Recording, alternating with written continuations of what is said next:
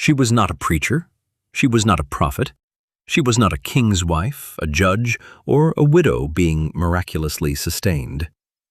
She was a merchant, a specific kind of merchant, in a specific kind of market, selling a specific product. And the text records her name, her city of origin, her trade, her household, and her conversion in exactly 6 verses.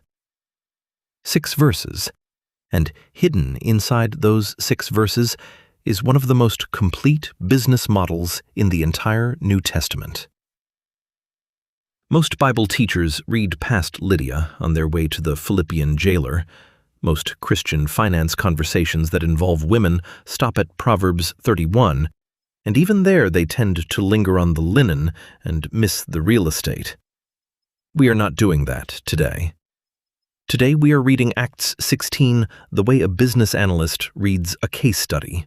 Because when you slow down and look at what Luke actually recorded, the product, the market, the household structure, the network, what you find is not a footnote.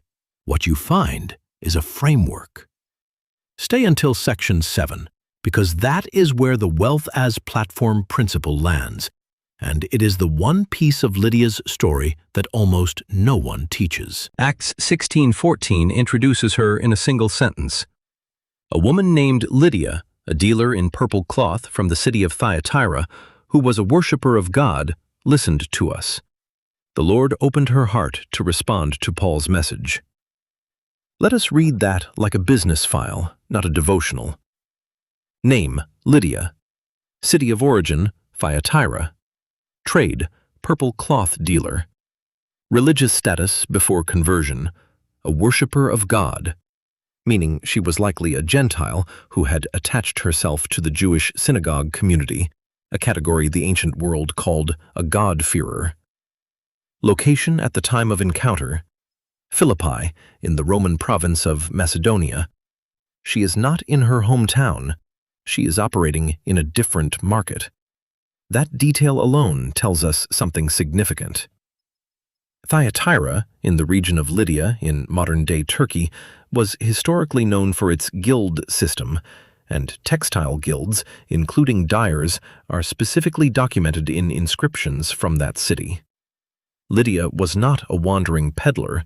She came from an established trade culture, and she had relocated, or extended her operation, to Philippi, one of the most strategically important Roman colonies in the region.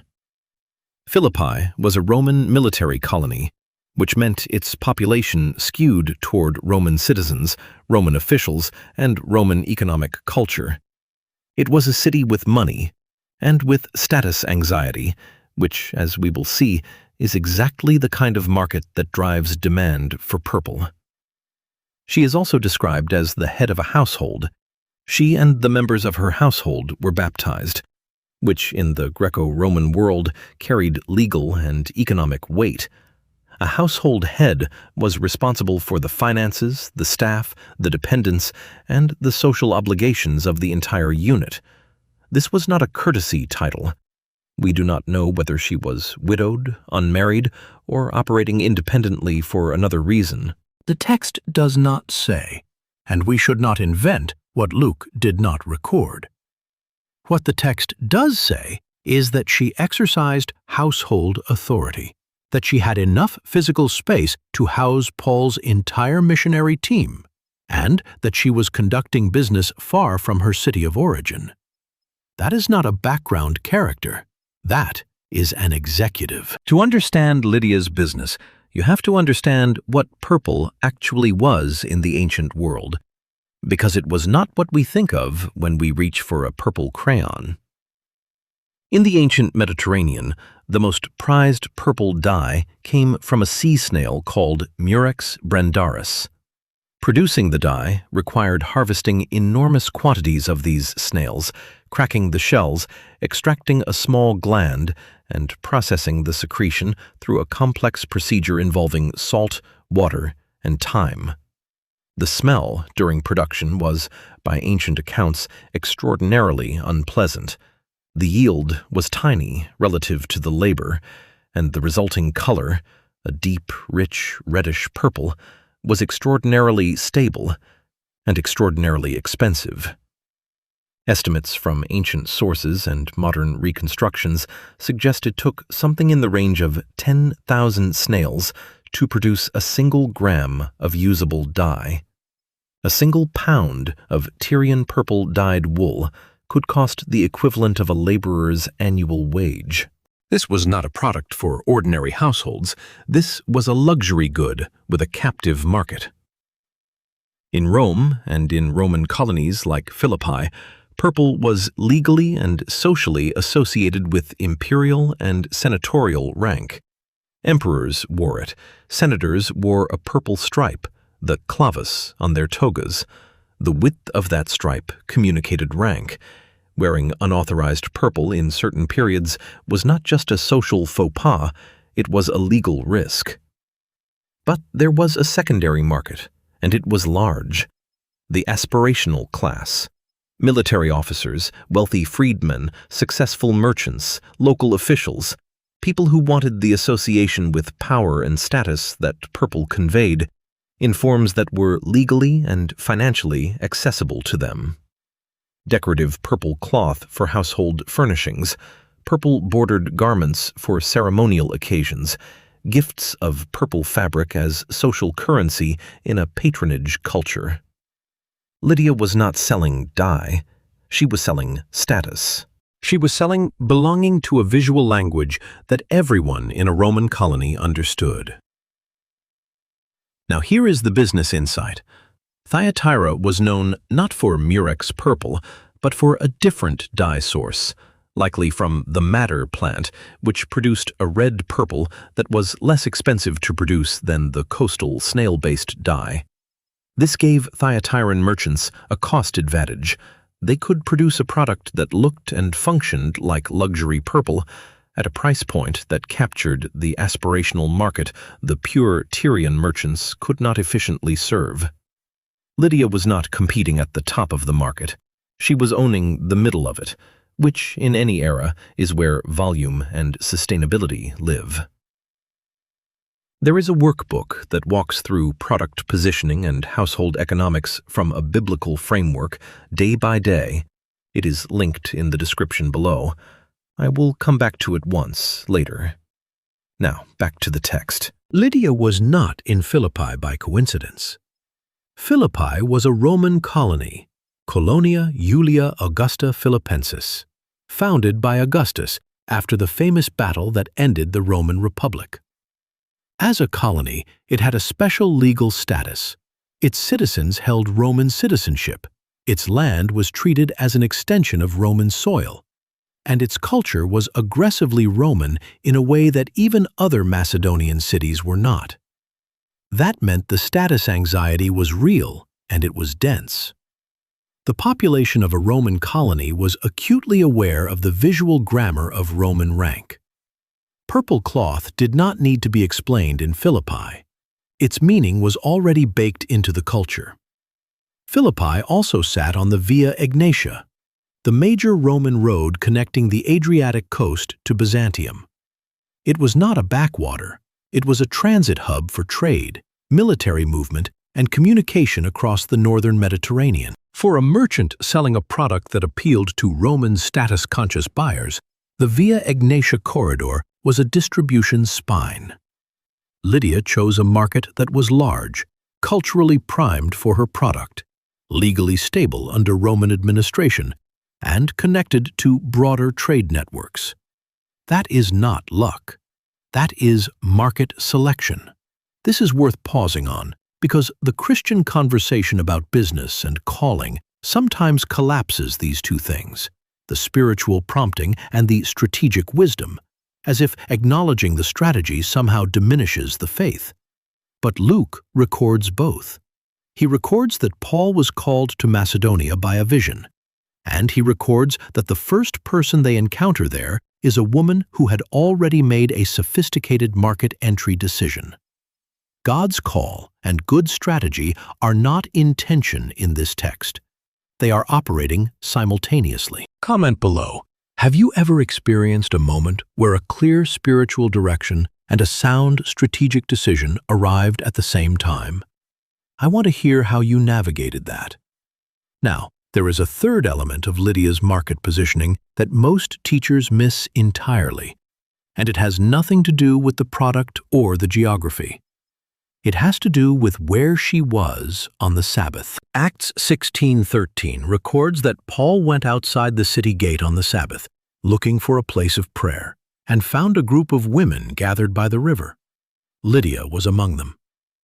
In the ancient world, a Jewish prayer gathering required a minyan, a quorum of 10 adult men, to constitute a formal synagogue. Philippi apparently did not have enough Jewish men to form one. What it had instead was an informal gathering, likely of Jewish women and God-fearing Gentile women, meeting at a riverside location that served as a ritual space for prayer. Lydia was there. On her day off, or rather, on the day the Roman commercial culture did not observe as a rest day, Lydia was in a community of women connected to the God of Israel. Now think about what that network represented for a merchant.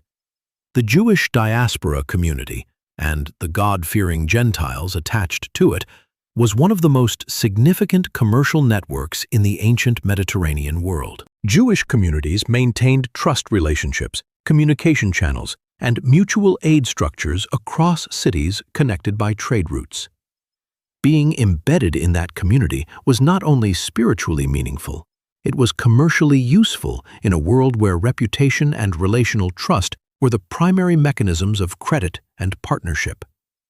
Lydia was not just attending prayer, she was part of a network. And when Paul arrived and she received his message, she did not just respond personally, she responded institutionally. Her entire household was baptized. She extended hospitality to Paul's entire team, which included Silas, Timothy, and Luke himself, the author of Acts. She hosted what became the first Christian community in Europe, meeting in her house. Her network became the church's network. Her household became the church's first European address. That is not a small thing. That is a merchant's relational capital being converted into ministry infrastructure. And it raises a question we need to sit with for a moment. What does it mean that the first European church was planted not in a synagogue, not in a government building, not in a philosopher's hall, but in a merchant woman's house? We will come back to that. But first, we need to talk about the household itself. The Greek word Luke uses for Lydia's household is oikos, and in the ancient world, an oikos was not simply a family living under one roof. An oikos was an economic unit. It included family members, slaves, freedmen, hired workers, and sometimes business partners or clients who were attached to the household's economic activity. The head of the oikos, the oikodespotes, was responsible for the financial management, the labor allocation, the social obligations, and the legal standing of everyone in it. Lydia was the head of her oikos. That means she was managing, at minimum, the production or procurement of purple cloth, the transportation of goods from Thyatira or from suppliers, the sales operation in Philippi's marketplace, the household's food supply and domestic labor, the financial obligations and legal standing of everyone in her household, and the social relationships, the patronage obligations that a household of her apparent size and commercial success would have carried. This is not a side hustle, this is a full-stack operation. And the oikos model is worth understanding carefully because it is structurally different from the way we tend to think about business and household as separate domains. In the ancient world, they were not separate. The household was the business was the household. The financial health of one was inseparable from the financial health of the other. What I just walked you through, the oikos as an integrated economic and relational unit, is 1 week of 30-day framework. The full 30 days, the household inventory, the reserve structure, the spending ceiling, is in the workbook linked in the description. That is the only time I will point at it. The practical implication for us is this: the separation we draw between my business finances and my household finances, treating them as two separate domains with two separate logics, is a relatively modern construction. The biblical model, from the oikos of Lydia to the household of the Proverbs 31 woman, treats them as one integrated system. The household is the business serves the household, and both are accountable to a larger purpose. Now, there is a specific aspect of Lydia's household management that the text implies but does not spell out, and it is the one that most directly addresses how she sustained a luxury goods business in a market far from her manufacturing base. Here is a question the text does not answer, but that any business person should ask. Where was Lydia getting her inventory? Thyatira was in Asia Minor, modern Turkey. Philippi was in Macedonia, modern Greece. That is not a short supply chain. The Aegean Sea lies between them. Overland routes existed, but were slow and expensive. Sea routes were faster, but seasonal and risk-prone. For Lydia to operate a purple cloth business in Philippi, she needed either a reliable supply line from Thyatira, which likely meant she had family, guild connections, or business partners still operating there, or she had established local procurement relationships in Macedonia, or some combination of both. The Thyatiran guild system is documented in archaeological inscriptions. Guilds in the ancient world were not merely professional associations. They were mutual aid societies, credit networks, and reputation systems. A merchant from Thyatira operating in Philippi would have carried the credibility of her guild affiliation with her. Her product's origin was part of its value proposition. Think about what that means in modern terms. She had a differentiated product with a verifiable origin story, backed by a guild reputation, sold into a market where that origin story added value. From Thyatira was not just a geographic fact. In a world where product authenticity was verified by personal relationship and guild affiliation rather than by regulatory certification, it was a brand signal. She was not selling generic purple cloth. She was selling Thyatiran purple cloth, with all the craft tradition and guild accountability that implied. This is the product differentiation principle, and it is as old as commerce itself. In a commodity market, the producer who can attach a credible story of origin, craft, and accountability to their product commands a premium.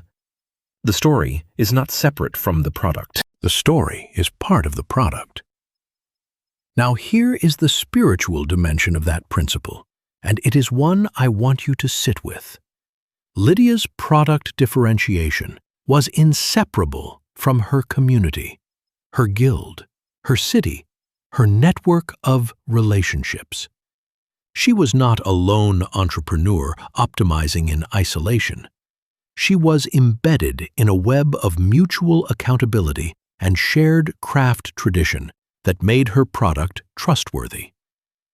The biblical model of business is almost never solitary. It is almost always relational. Be honest with yourself right now. Is the business or financial system you are building embedded in a community of accountability? Or are you trying to build it alone? Let me know in the comments. That tension is real, and it matters. This is the section I promised you at the beginning, and it is the one that changes how you read the whole story. After Lydia's household is baptized, Acts 16:15 records her words to Paul's team. "If you consider me a believer in the Lord, come and stay at my house."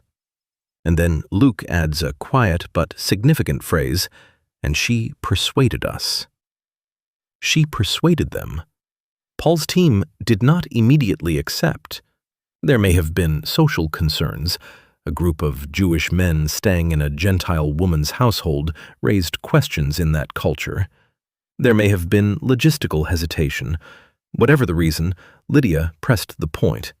She used her position, her household, and her persuasive authority to insist that her resources be placed at the service of the mission. Later, in Acts 16:40, after Paul and Silas are released from prison, where they had been thrown after the deliverance of the slave girl, the text records, "After Paul and Silas came out of the prison, they went to Lydia's house, where they met with the brothers and sisters and encouraged them." Lydia's house was the church. Not a church building, not a rented hall. A merchant's house funded by purple cloth revenue, functioning as the infrastructure of the first European Christian community. Now let us be precise about what this does and does not mean, because this is where the prosperity gospel gets the story wrong, and we need to be careful. Lydia's wealth did not prove her spiritual status. Her wealth did not come because of her faith. She was already wealthy before Paul arrived. And her wealth did not automatically qualify her for ministry leadership. What her wealth did was create capacity, physical space, financial margin, social credibility in a Roman colony where hosting a group of traveling teachers required both resources and social standing. Her wealth was the platform, not the point. The point was what she did with it. This is the principle that the text encodes and that almost no one teaches explicitly. Wealth, in the biblical framework, is evaluated not by its amount, but by its function. Does it create capacity for something beyond itself? Does it extend hospitality, shelter mission, resource community? Lydia's business generated surplus. That surplus funded a house large enough to host a missionary team and a congregation. That congregation became the church at Philippi, the same church to which Paul later wrote, "I can do all things through Christ who strengthens me," and "My God will supply all your needs." The church that received those words existed because a purple cloth merchant opened her house. If you want to understand the relationship between wealth and ministry in the New Testament, you cannot skip Lydia. If you have made it this far, you are not here for a quick take. You are here because you want to understand how these texts actually work and what they actually ask of us. That is the kind of thinking we bring every week. If this is the kind of depth you want in your feed, subscribe now, because what we are building in the next section and in every video after this is the kind of framework that takes time to develop and rewards people who stay. The full 30-day version of what we have been walking through, the household inventory, the reserve structure, the spending ceiling, the worksheets, is in the workbook linked in the description. 94 pages, 30 days, 4 weeks of biblical operators applied to your actual household. If today's video raised the question of what you do on Monday morning, that is the answer. Link is below. Now, back to Lydia, because there are 2 more principles in this text that we have not touched yet. Let us pull the whole model together, because the 8 principles embedded in Lydia's 6 verses form something coherent, and we should name them clearly. 1. Product with intrinsic market value. Lydia did not sell a commodity. She sold a differentiated product in a market that had structural demand for it. The principle? Know what your product actually does for the buyer, not just what it is. 2. Deliberate market selection. She was in Philippi because Philippi was the right market for her product. The principle? The market you choose is as important as the product you offer. 3. Network before transaction. She was embedded in a prayer community before Paul arrived. Her network was not built for business purposes, but it was there, and it mattered. The principle: relational capital precedes financial capital in the biblical model. 4. household as integrated economic unit. Her oikos was her business infrastructure. The principle: the health of your household and the health of your business are not separable categories. 5. Supply chain credibility. Her Thyatiran origin was a value signal, not just a geographic fact. The principle: the story of where your product comes from is part of the product itself. 6. Differentiation within the market tier. She was not competing with imperial Tyrian purple. She was owning the aspirational middle. The principle: know which tier of the market you are serving and serve it completely. 7. Wealth as platform, not destination. Her house became the church. Her surplus became infrastructure. The principle: the biblical question about wealth is not how much, it is for what. 8. Persuasive authority. She persuaded Paul's team. She did not wait for permission to use her resources for the mission. The principle: stewardship is active, not passive. It requires the confidence to offer what you have and to press the offer when the mission requires it. Now here is what I want you to notice about this model as a whole. Not one of these 8 principles requires Lydia to be extraordinary in a supernatural sense. She did not receive a vision. She did not perform a miracle. She made good decisions about a real product in a real market, built real relationships, managed a real household, and then, when the moment came, she placed everything she had built at the service of something larger than herself. That is the model, and it is available to anyone in any market in any century.